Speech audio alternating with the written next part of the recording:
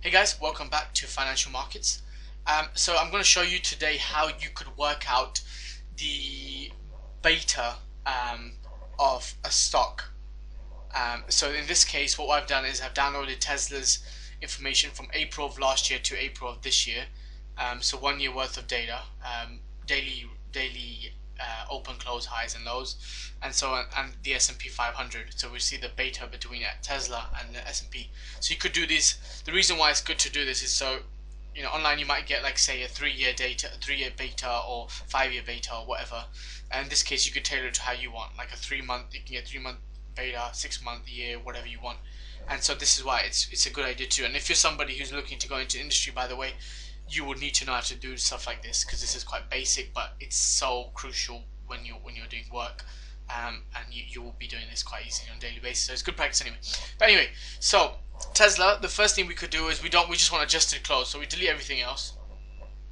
So let's do that first. Just delete these. Why is this a column? And then same here.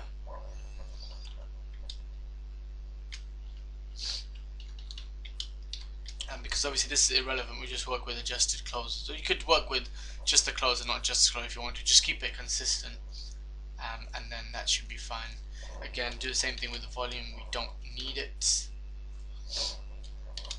And okay, so first, the next step we do is we work out daily returns. So that's given by a simple formula of just doing this. The adjusted close of the 1 day divided by the next day minus 1, and that's the daily return of that.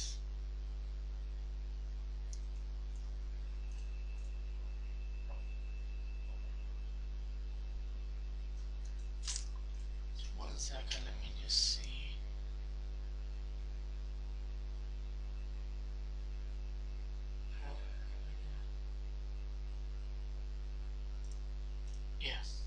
Yeah, sorry, just checking, clarifying all that.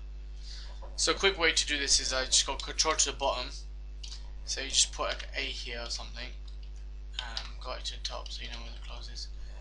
You can just do Control C, highlight all the cells all the way to the bottom, and then just do Control V, and it will paste every of the formula in that. So same thing with the S&P 500.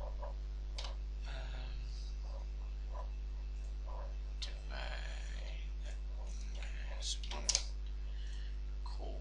And then the same thing, so we go to the bottom, just do A, so basically so that way they'll recognize where the bottom is. So Control C it, highlight all of them, and then Control V, and that's it.